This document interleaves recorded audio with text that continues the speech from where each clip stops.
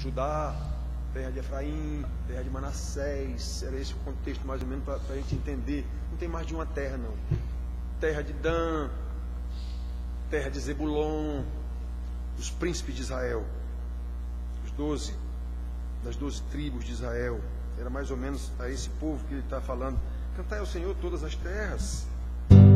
E até, como ele diz, todos os reis da terra louvem ao Senhor. Isso só vai acontecer no último dia. Quando Jesus vier, todo mundo, seja rei, seja pai, dirá, tu és Senhor. Só nesse dia. Nunca antes, todos os reis da terra vão louvar o Senhor. Muito bem, então nós temos aqui, cantai ao Senhor um cântico novo. Acho que é o Salmo 96.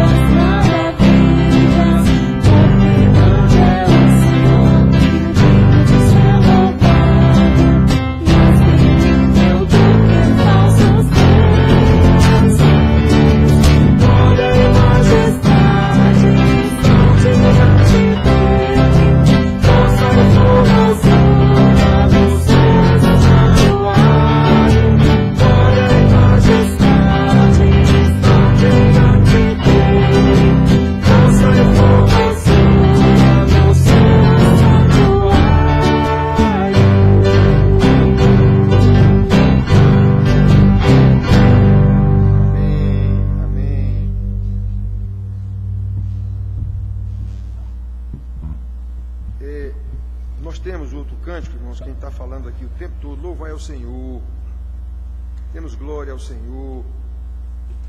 Tu, pecador, por que tu não louvas o Senhor? Ele é o Rei dos Reis.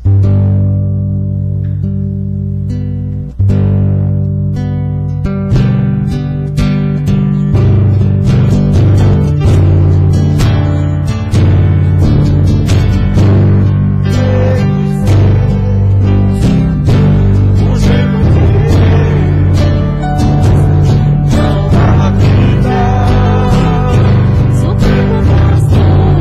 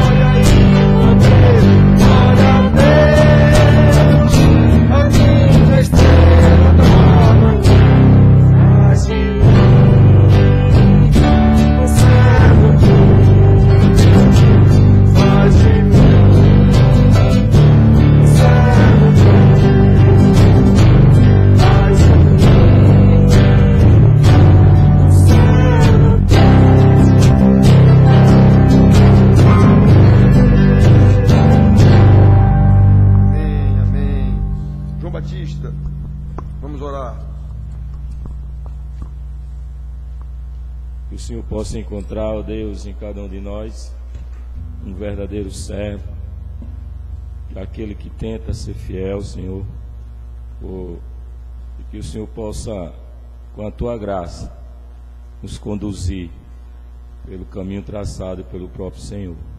Te oramos no nome de Jesus. Amém. Amém. Irmãos, vamos abrir nossas Bíblias no livro de Gálatas,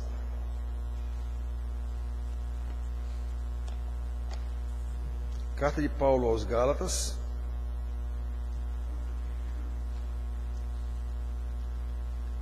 a disputa entre os teólogos se esse foi o primeiro livro escrito ou não, se foi 1 Tessalonicenses de Paulo, isso não importa muito não.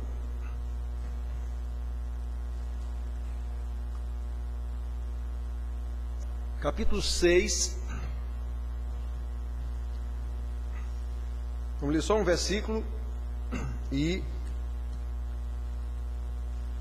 discutir esse conhecimento que esse versículo encerra.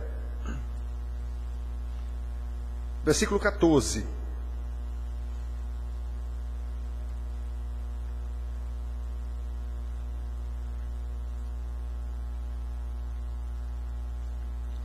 Gálatas, capítulo 6, versículo 14, assim está escrito: Mas longe esteja de mim gloriar-me, senão na cruz de nosso Senhor Jesus Cristo, pela qual o mundo está crucificado para mim, e eu para o mundo.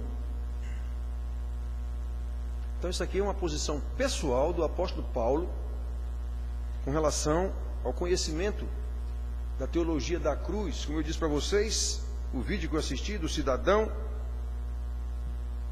sem nenhuma dúvida, quem está sendo glorificado ali é ele. E todo mundo que vai para um espetáculo que está sendo apresentado por aquele cidadão, pelo simples fato dele ter feito o papel de Cristo no filme de Mel Gibson, ele agora é o astro, não mais do filme, mas agora é uma espécie de Jesus Cristo encarnado. As pessoas não entendem a teologia da cruz, não sabem. Os tais cristãos chegam a usar um crucifixo, como agora é uma joia. Um crucifixo é uma joia agora. Tem a menor noção do que significou, do que representou a cruz. Então, irmãos, qual é o nosso conhecimento acerca da teologia da cruz? Será que nós temos consciência de que a cruz envolve maldição, como está escrito aqui? Maldito todo aquele que for pregado no madeiro. O próprio Jesus foi maldito porque foi pregado no madeiro. Será que nós temos consciência de que a cruz envolve vergonha e bote vergonha nisso? Ele era crucificado nu. Todo mundo ficava olhando lá, zombando. Mas também será que temos consciência de que a cruz encerra a glória, encerra a honra? Tudo isso ao mesmo tempo. Na cruz nós vimos a maior expressão da ira de Deus, exatamente no mesmo momento em que vemos a maior expressão do amor de Deus. Isso é meio complicado para a gente entender. O tal versículo lá de João 3,16, que todo mundo fala do grande amor de Deus, que deu, então amou o mundo de tal maneira que deu o seu filho. Sim, mas ninguém lembra o que quer dizer que deu o seu filho. Quando diz esse versículo, não há um cristão sequer que lembre disso. Só fala do amor de Deus, que deu o seu filho. Meu irmão, você reparou que nesse versículo aí está todo o amor de Deus e toda a ira de Deus nesse mesmo versículo? Eu nunca vi alguém dizer isso, nunca ouvi, nunca li no livro. Esse deu o seu filho quer dizer crucificou o próprio filho por causa dos nossos pecados. Então como é que se dá esse processo? Como Jesus pode ter sido considerado maldito na cruz do Calvário e ao mesmo tempo ter sido glorificado naquele lugar? Como é que pode isso? Irmão, sem nenhuma dúvida, o momento da crucificação de Jesus foi o momento mais doloroso e mais baixo, digamos assim, de toda a sua humilhação. Eu já disse para vocês, os crucificados naquela época, eles eram crucificados nus, né? Aquele paninho que botam ali no crucifixo, é claro que botam. Não tinha aquele paninho, não. Como Paulo ensina aos filipenses, Jesus foi obediente.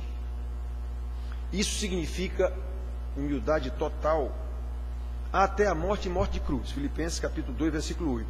Porém, aqui nós encontramos um mistério que só pode ser revelado pelo Espírito Santo, e ele só revela aos eleitos do Pai, para que a glória de Deus resplandeça nessa história maldita, nesse momento maldito, de uma forma extraordinária. Também ali resplandece a glória do Evangelho do Senhor Jesus. Então, irmão, vamos ver alguns aspectos aqui em que Jesus foi glorificado na cruz. Naquele momento lá da cruz ele foi glorificado. Como? Se estava sendo esbofeteado, cuspido, zombado. Nós podemos ver Jesus sendo glorificado através das próprias autoridades que urdiram o plano para matá-lo. O Sinédrio, as autoridades religiosas de Israel, Caifás, Anás, sumo sacerdote aposentado, Caifás, seu genro. Quer dizer, naquele tempo já havia, como é o nome que se dá de negócio de emprego de parente? Nepotismo. Caifás era o sumo sacerdote da ativa, mas quem mandava era o sogro, dá para a gente ver claramente. Então nós vemos ali esses próprios autoridades que providenciaram a morte de Jesus. No relato dos evangelhos nós vemos que o próprio povo de Deus não recebeu o Messias, não o reconheceu. Está lá em João 1,14, né? 12. Veio para o que era seu, mas os seus, os hebreus, os judeus, os israelitas, não o receberam, não é? Nós vemos isso lá. O povo não lhe deu valor. Mas não é assim mesmo que a Bíblia nos ensina? O mundo que Deus amaldiçoou foi entregue à sua sensualidade, foi entregue ao domínio de Satanás. Obviamente Deus reservou para si o direito sobre, inclusive, Satanás, mas foi entregue ao mundo. O mundo é inimigo de Deus, o mundo jaz no maligno. Toda aula quase aqui eu mostro na Bíblia. Olha, está escrito, quem ama o mundo não tem negócio com Deus. Aquele que prefere as coisas do mundo não tem Deus. Eu mostro aqui. Então, irmãos, o mundo é inimigo de Deus. É assim que a Bíblia ensina. O mundo não dá valor às coisas de Deus. Eu mostro para vocês aqui na lata, em cada estudo. Onde é que você bota os seus esforços? Na criação intelectual, educação intelectual, ensino intelectual dos seus filhos. O que é que você faz pelo ensino da Bíblia? Nada! Eu mostro para vocês, toda aula eu digo isso aqui, quase. Pois é, porque o nosso valor está nas coisas do mundo. Então, irmãos, o mundo é inimigo de Deus, o mundo não dá valor às coisas de Deus. As coisas que Deus ama e nos manda amar são exatamente essas coisas que nós desprezamos. Nós preferimos ver uma novela do que vir para o estudo bíblico. Nós preferimos ficar em casa vendo um jogo do Flamengo e Vasco do que vir para o culto. Todo mundo sabe disso aqui.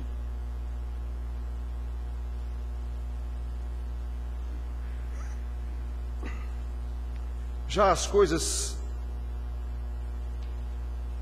que mais nos atraem, irmãos, todo mundo aqui sabe disso, são as coisas do mundo e não as coisas de Deus.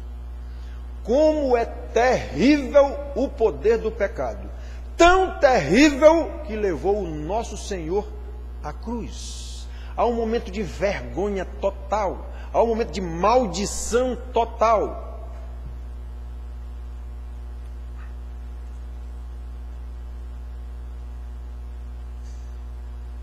É por isso, irmãos, que procurar glória na cruz de Cristo é o mesmo que colocar o mundo de cabeça para baixo.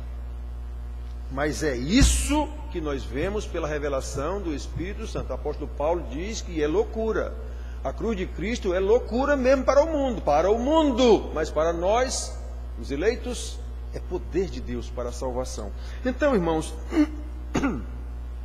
a cruz é ao mesmo tempo o ponto mais baixo e o ponto mais alto da história da humanidade, e é também o ponto mais baixo, digamos assim, do que aconteceu com o nosso Senhor Jesus, mas é o ponto mais alto da sua glória. Foi ali que ele conquistou. Foi ali que ele conquistou tudo. É morte e vida ao mesmo tempo. É isso que é conversão. Eu já disse para vocês aqui, não tenho medo de dizer isso. Esse negócio de conversão em festa, em culto, em lugar bacana, isso não há conversão aí. Não há conversão aí. Não há como haver morte num ambiente de festa, é muito difícil. Ali é só festa, alegria, tal, tá muito bacana.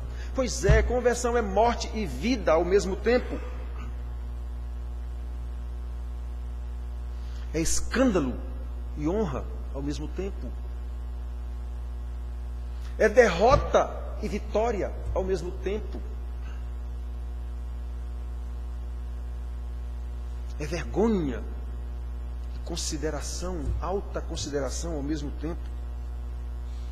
Até mesmo aqueles que urdiram, como eu estava dizendo agora, o plano contra Jesus para crucificá-lo, mesmo sem saber, lhe deram toda a honra e toda a glória. Está escrito lá em João que Caifás, o sumo sacerdote, ele chegou a comentar no Sinédrio, quando o povo, com medo daquela confusão toda armada por causa de Jesus, os romanos vão agora nos matar. Esse negócio aqui está virando uma bagunça. Aí Caifás disse: nananina, não, basta morrer um homem. É conveniente morrer apenas um homem pelo povo. Esse animal jamais imaginou que ele estava dizendo uma profecia das mais altas. Ele nem imaginou que esse único homem que ia morrer pelo povo era exatamente o único que poderia morrer pelo povo. Ele nunca imaginou isso. João 8,14. Ele não sabia que os homens que lhe urdiram crucificar, que eles escolheram matar, era exatamente o único que poderia ser sacrificado para aplacar a ira de Deus contra os pecados do mundo. Obviamente, a opinião de Caifás foi uma opinião estritamente política. Não, vamos matar um só que está resolvido o problema. Sem nenhuma conotação espiritual. O que ele queria era apaziguar o povo e o governo romano ao mesmo tempo. Era isso que ele queria. Ele não imaginou que aquilo ali que ele estava urdindo era exatamente a salvação do mundo, dos eleitos do Senhor. Toda a glória foi dada ao Senhor Jesus naquela hora. Uma vez que ele foi declarado o único que iria morrer para apaziguar tudo. Caifás não sabia o que estava dizendo. Não pode haver glória maior, meus irmãos, especialmente diante dos mesmos homens que desprezaram o Senhor Jesus, o principal deles declarar isso. Basta matar um homem. Ele não sabia o que estava dizendo. Ele não sabia o que ele estava dizendo. Estava sendo decretada a morte de um homem, só que ele não sabia que era exatamente o único homem na face da terra capaz de aplacar a ira de Deus, e não apenas a ira do povo, a ira do governador, a ira do imperador, que se ele soubesse que estava havendo aquela confusão toda lá, Caifás autorizou a morte de Jesus, porque ele sabia que ele estava por uma, como se diz aqui na Paraíba, por uma peinha de nada. Segundo a história, ele já havia sido avisado: mais um rebu aí e você perde o cargo. Então ele não podia deixar. Quando os caras disseram: nós vamos dizer a César, nós vamos dizer a César que você está admitindo que um camarada aqui diga que ele é o rei. Foi por isso que ele autorizou a morte de Jesus. Até a mulher dele disse: olha, tu não te mete com esse camarada. Então, irmãos, é muita glória para um homem ser crucificado como um bandido, um malfeitor, um maldito, ao mesmo tempo em que é dito: esse é o único homem. Vamos matar só um homem. É esse. Que coisa maravilhosa. Era o filho do homem. É por isso que o apóstolo Paulo diz: longe de mim gloriar-me, senão na cruz do nosso Senhor Jesus, pela qual o mundo está crucificado para mim e eu para o mundo. Irmãos, quem tem um mínimo conhecimento da teologia da cruz,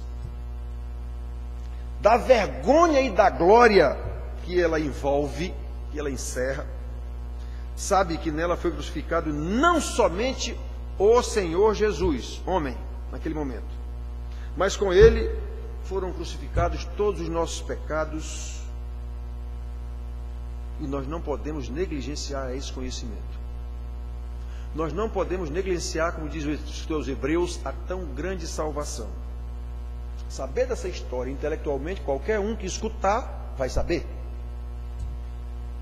Agora, receber essa história de Deus dentro de você, só os eleitos, irmãos. E esses haverão de viver conforme o conhecimento da teologia da cruz.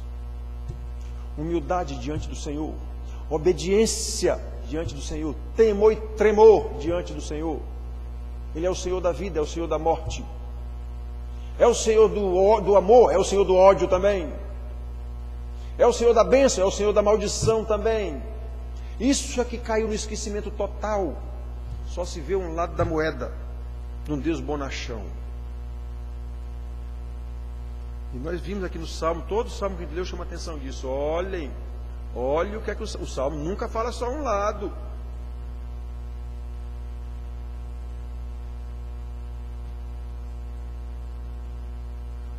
Então, irmãos, nós vemos aqui que Jesus foi glorificado ali naquele momento pelo próprio sumo sacerdote, o povo que urdiu a sua morte sem eles nem saberem.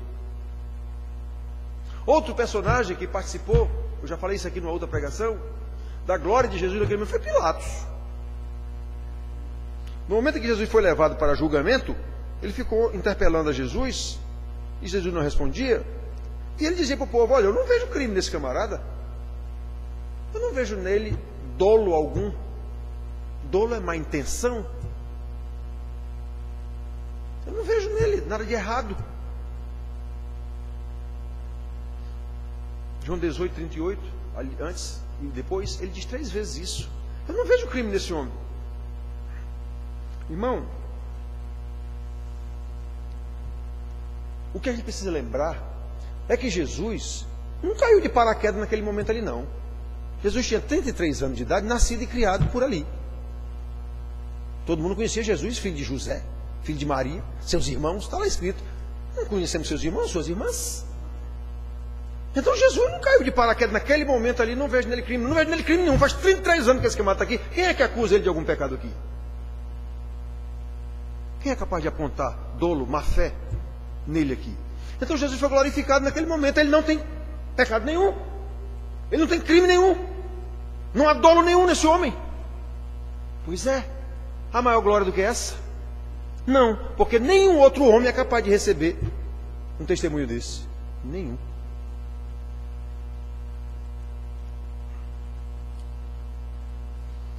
Esse é um aspecto, irmãos, da teologia da cruz. Aquele único homem que precisava morrer, como anunciou Caifás, aquele que tinha de morrer na cruz por causa dos nossos pecados, realmente não podia ter nenhum crime ou dolo ou má fé, porque ele era Deus. Ele veio aqui, foi para isso mesmo. Precisamos compreender a teologia da cruz. Somente Jesus, o Cordeiro de Deus, tinha essa característica, conforme declarou Pilatos, o governador que mandou matar Jesus. Se o Senhor Jesus tivesse cometido algum deslize na sua vida, algum pecado, algum dolo, alguma má fé, algum crime, ele não seria qualificado para nos substituir na cruz do Calvário como propiciação. Propiciação quer dizer refazer a amizade nossa com Deus e de Deus conosco. É isso que quer dizer propiciação. E nos salvar da ira de Deus, ira que caiu sobre ele mesmo. Irmãos, isso é muito maravilhoso, como diz o salmista, isso é maravilhoso demais para mim. Saber dessa conversa todo mundo sabe. O problema é saber disso, sabendo mesmo, sabendo espiritualmente, e se não apenas intelectualmente, religiosamente, igregentemente falando, como se diz. Igregento, ou para a igreja, Jesus morreu numa cruz. Sim, quem é que não sabe disso? É por isso que o apóstolo Paulo brada: longe de mim gloriar-me senão na cruz do nosso Senhor Jesus Cristo, pela qual o mundo está crucificado para mim e eu para o mundo. Quem ama o mundo não tem Deus. Quem direciona sua vida, seus anseios, seus afetos, seus trabalhos, seus labores, suas lutas, para as coisas do mundo, é ali que está o seu coração, como Jesus diz.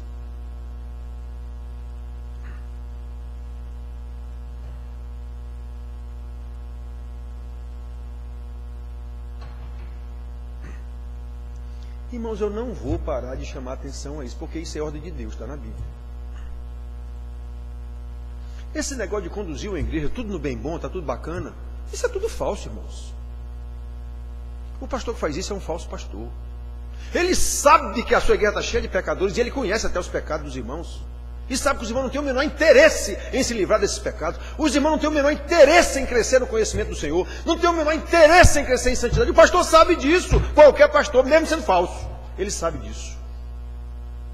E ele não está interessado em combater isso. Ele não está interessado em trabalhar nisso. Ele está interessado em entreter as pessoas e manter a sua igreja cheia. Qualquer um que eu conheço é assim. Com raríssimas, bote raríssimas exceções nisso.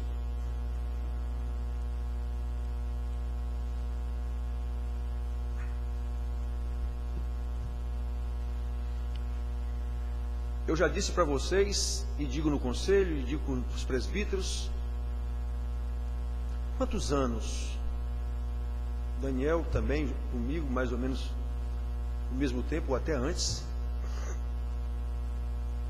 quantos anos eu participo de concílios da nossa igreja, concílios nos quais estão ali pastores, todos os pastores de um determinado concílio estão ali, presbíteros, que também são pastores, seminaristas que estão se preparando para o que a gente chama de sagrado ministério.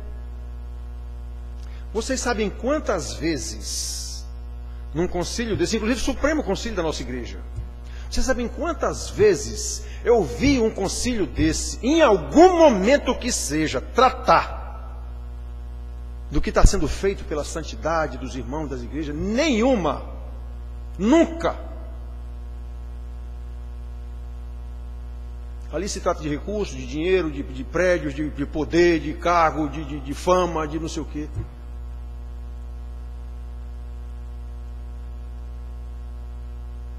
Nenhuma.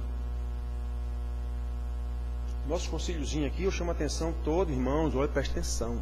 Olha o nosso papel como pastores. Olha o exemplo que nós estamos dando, como a Bíblia manda, nós temos que ser modelo para esse povo. E não somos. Eu chamo a atenção toda vez.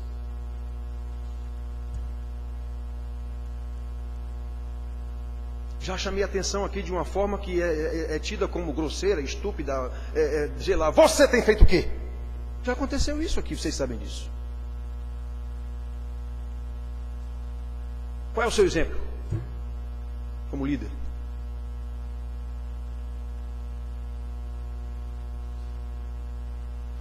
Então, irmãos, saber dessa história de Jesus crucificado, isso todo mundo sabe. O problema é qual é o conhecimento que eu tenho da teologia, essa teologia da cruz. Eu só quero a teologia da glória, eu só quero a teologia da glória. Eita, pastor, a reunião de oração no Senhor foi uma bênção. Foi mesmo, foi, olha, era fogo, era não sei o quê. Eu digo, sim, mas qual foi o texto da Bíblia que foi discutido lá? Tá, não houve palavra, eu digo, e foi uma bênção esse negócio? Isso era uma líder da igreja, e contando isso, que ela tinha ido na reunião de oração, não sei onde tinha sido o fogareiro. Esse povo gosta tanto de fogo que obviamente vai tudo para o inferno. Onde tem fogo é no inferno. O céu não tem fogo não. Então esse povo que é doido por fogo, não sei, vai tudo para o inferno. Claramente já estão no trailer aqui, né? Aí me contou isso, olhou e pensei não sei o que. Eu digo, irmã, qual foi o texto bíblico que foi discutido ou ensinado? Ela disse, sim, minha filha, tá? Isso é uma coisa que eu notei? Não houve palavra. De que não houve poder lá, minha irmã? Houve manipulação de pessoas por um anticristo.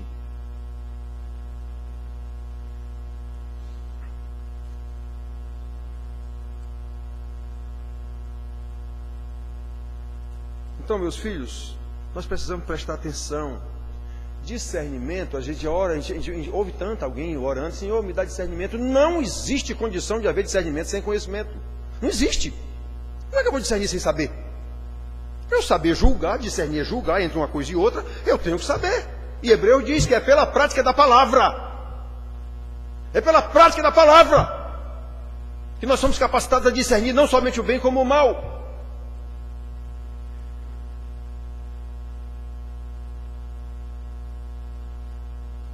Irmãos, quem tem um mínimo de conhecimento, repetindo essa frase, da teologia da cruz, da vergonha e da glória que ela encerra, sabe que nela não foi crucificado apenas Jesus, filho de Maria. Ali foi crucificado o próprio Filho de Deus, e com ele também foram cravados todos os nossos pecados. Não podemos negligenciar a esse conhecimento. Se esse conhecimento vem de Deus para o nosso coração, não há condição da gente negligenciar, porque é o próprio Espírito quem vai nos conduzir de acordo com esse conhecimento, e crescente, conhecimento crescente.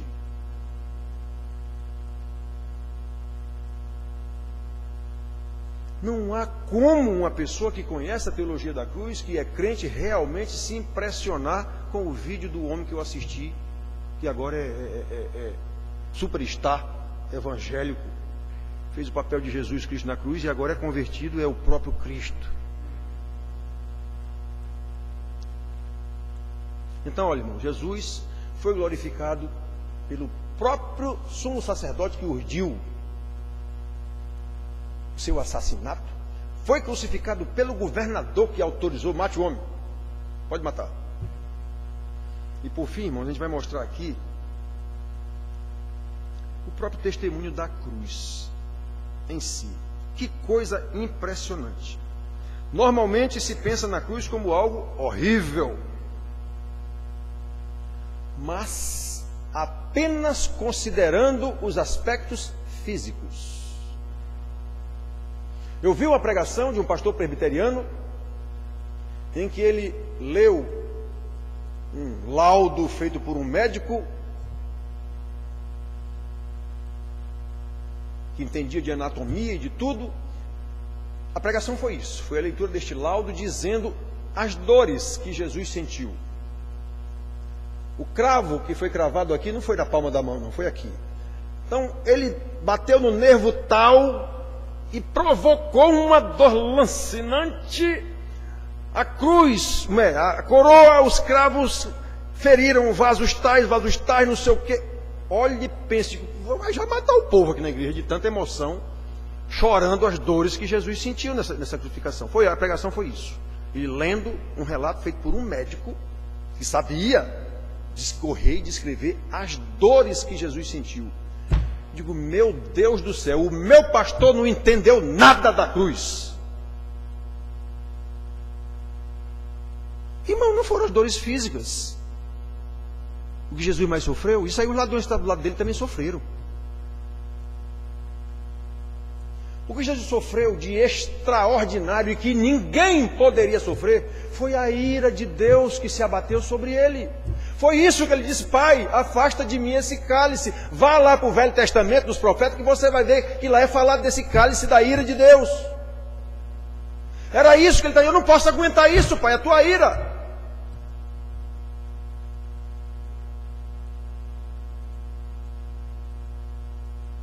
A dor causada pela ira divina derramada sobre ele é algo que nós não podemos compreender, e não podemos mesmo não.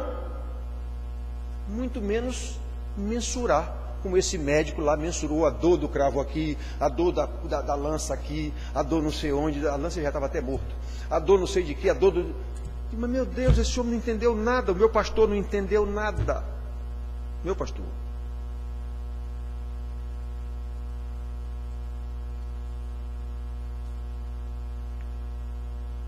Detalhe, em muitas outras ocasiões, pelas pregações, já que não havia estudo, não havia ensino, em muitas outras ocasiões, e meu pastor não entendeu nada. Houve uma ocasião que eu tive que chamar a atenção dele, presbítero velho, vice-presidente. Houve uma ocasião que depois da pregação eu chamei de: pastor, estude mais, pastor.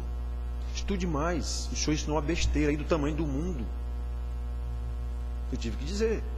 O que, irmão? Olha aqui, o senhor ensinou isso aqui, isso não tem nada a ver. Isso que o senhor ensinou, mas nada a ver mesmo.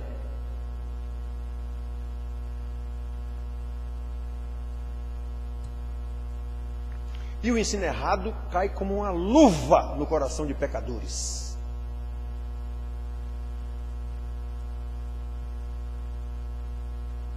Quem foi eleito vai estranhar um ensino errado. Ainda que ele não saiba detalhadamente, mas ele vai estranhar. Tem coisa errada aí.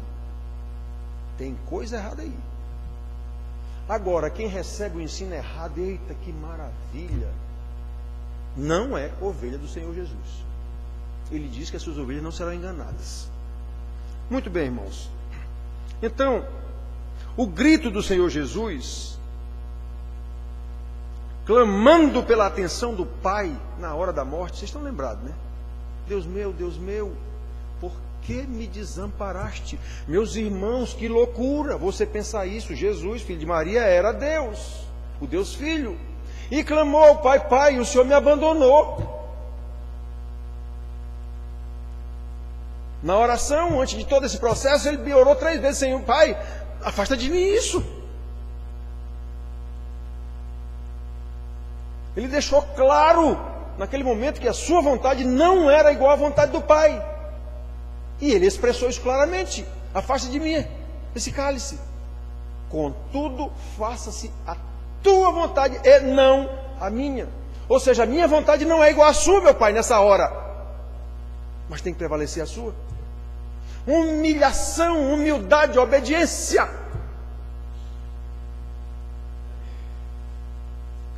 Em Mateus 27, 46 nós lemos isso. Deus meu, por que me desamparaste? Irmãos, imaginem essa cena. Eu às vezes fico vendo as coisas da Bíblia, eu fico parado lá em casa imaginando a cena. Ainda vê filmes? Vê coisas no filme? Lê livros? Então você projeta. Eu fico imaginando a cena de: meu Deus, como é que pode? Como é que pode um negócio desse? O Filho de Deus clamando a atenção do Pai, sabendo que naquele momento ele havia sido abandonado à própria sorte, como se diz. Não havia anjo ali para ajudá-lo, não havia Espírito Santo para ajudá-lo. Por isso que o Salmo está lá dizendo que ele venceu sozinho. Ele venceu sozinho. Lembram? Não havia ninguém para me ajudar.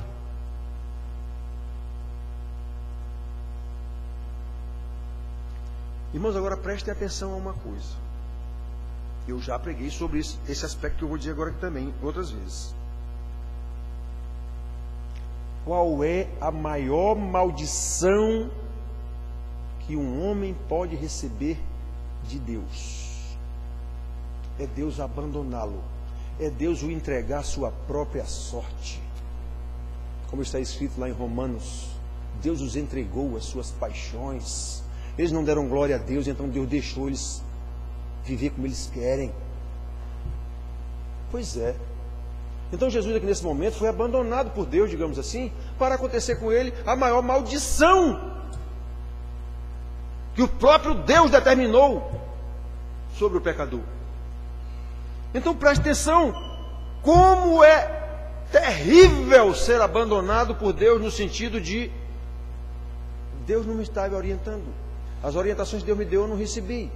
E agora minha vida está uma confusão. Irmãos, eu conheço alguns de vocês aqui. A vida é uma confusão eterna. E eu chamando a atenção: meu filho, preste atenção. E não adianta. Eu digo: como é que você não enxerga o que está acontecendo na sua vida, na sua casa?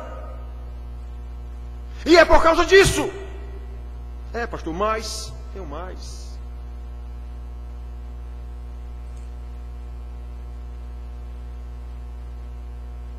A cruz e a teologia que ela encerra não serve de nada para uma pessoa dessa. Mas ele sabe que Jesus morreu na cruz. Eu sou crente.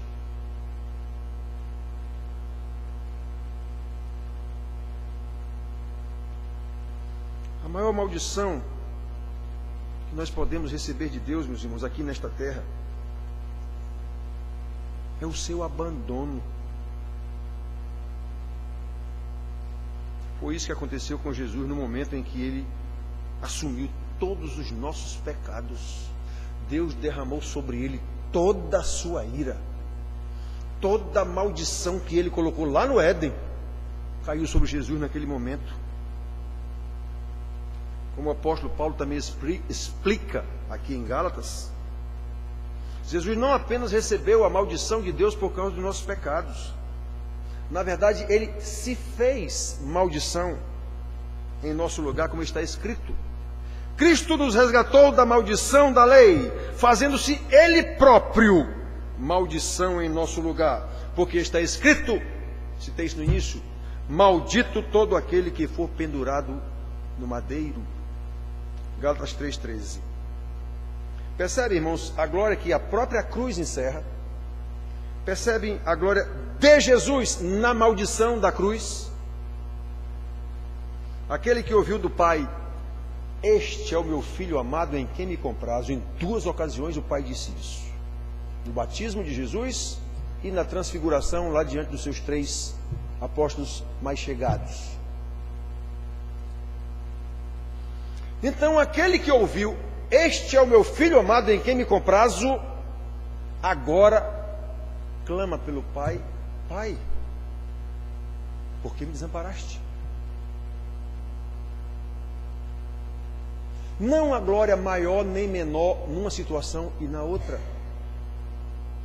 A glória de ouvir, este é o meu filho amado em quem me comprazo, é a mesma glória de ouvir o silêncio quando disse, Pai, por que me desamparaste?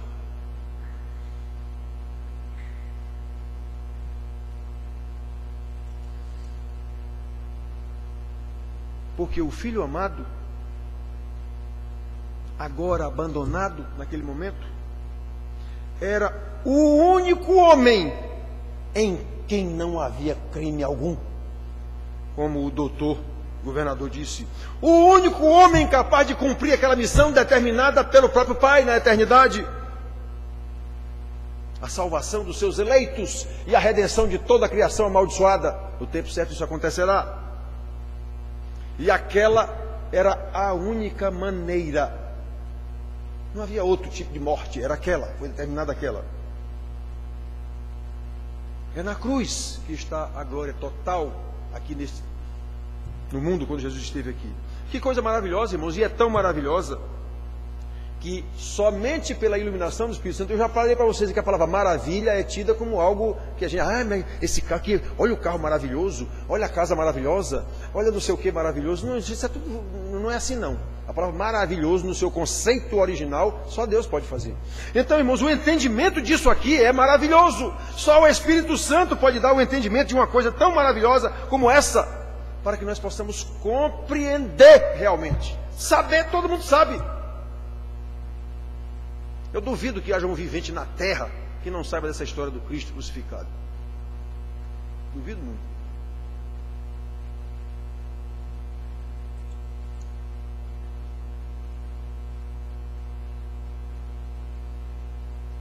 É por isso que o apóstolo Paulo, repetindo o nosso versículo, brada, longe de mim esteja gloriar-me, senão na cruz do nosso Senhor Jesus Cristo, pela qual o mundo está crucificado para mim, e eu para o mundo. Quem tem o mínimo de conhecimento da teologia da cruz, da vergonha e da honra que ela encerra, da glória que ela encerra, que ela envolve, sabe que nela não foi crucificado apenas o Senhor Jesus. Foi crucificado com ele os nossos pecados. Então eu não posso considerar o pecado como coisa que dá para eu conviver com ele numa boa.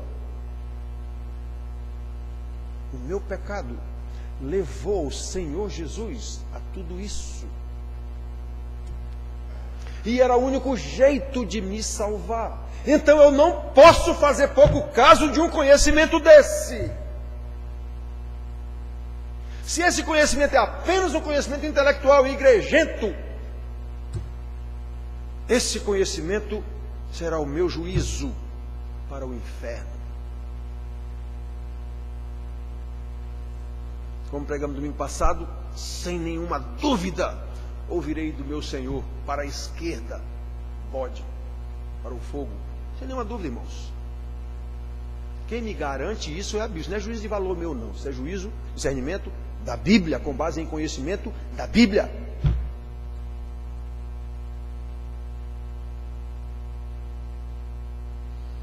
Por isso, irmãos, à luz da revelação do Espírito Santo, nós somos todos exortados a viver de acordo com esse conhecimento. Viver de acordo com tão grande salvação que nos foi outorgada na cruz maldita, em que o nosso Senhor foi cravado na cruz do Calvário. Somente conhecendo e considerando essa teologia é que nós enxergaremos, em primeiro lugar, nossa perversidade.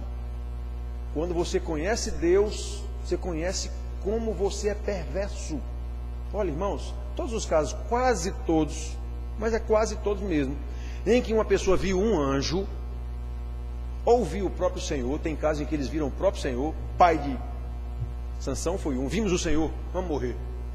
Então, todos os casos, irmãos, em que as pessoas daqui da terra viram um simples anjo, entraram em pânico, porque perceberam que eles eram nojentos diante de um ser puro, um anjo. Em muitos casos na Bíblia acontece isso. Meu Deus, o que é isso? Um ser angelical, um ser luminoso. E era um homem. Ele veio como homem. Em todos os casos em que esteve aqui na terra. Então, quando nós conhecemos Deus, primeiro, de cara logo nós entendemos: caramba, eu não tenho como chegar. É isso que é adorar. Eu tenho que me ajoelhar diante dele na hora e beijar seus pés. Eu não tenho como ter outra atitude diante de Deus, se eu entendi quem é Deus. É crente arrogante que determina para Deus alguma coisa. Meu Jesus, isso não existe. Isso não existe. Então, irmãos, quando nós conhecemos a teologia da cruz, em primeiro lugar, conhecendo quem é Deus, temor e tremor, como nós lemos aqui o Salmo. Tremendo quer dizer isso, irmãos. A palavra tremendo, que a gente também não sabe o que quer dizer. Ah, fulano é tremendo. Olha, aconteceu uma coisa tremenda ali. Tremendo é como se fosse algo impressionante. Não. Tremendo é o que causa temor, é o que faz tremer. E ninguém maior do que Deus tem essa capacidade de causar temor, de fazer tremer até a terra, até a galáxia, até o que for. Só Deus tem esse poder. Pois é, Deus é tremendo. Tu és tremendo. A gente canta aqui e não sabe nem o que é isso.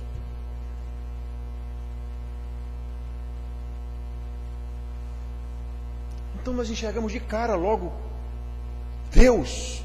Eu não posso ficar diante desse Deus. Aí como é que eu posso ficar diante dele? Entendendo a teologia da cruz. Agora eu sei. Agora eu posso. Porque o meu Jesus está entre nós dois aqui. O meu Jesus é quem me leva é quem me dá a mão. Eu até faço, digamos assim, uma imagem de Deus de um lado, Jesus segurando, digamos assim, a mão de Deus, e do outro lado o pecador, Jesus segurando a mão do pecador. É isso que quer dizer, ele é a propiciação para os nossos pecados. É Jesus quem pega, digamos assim, a mão de Deus Pai e a mão do pecador e diz: olha, vamos reaproximar esse negócio aqui. Eu tenho poder para isso. Eu fui crucificado por causa disso. Pois é.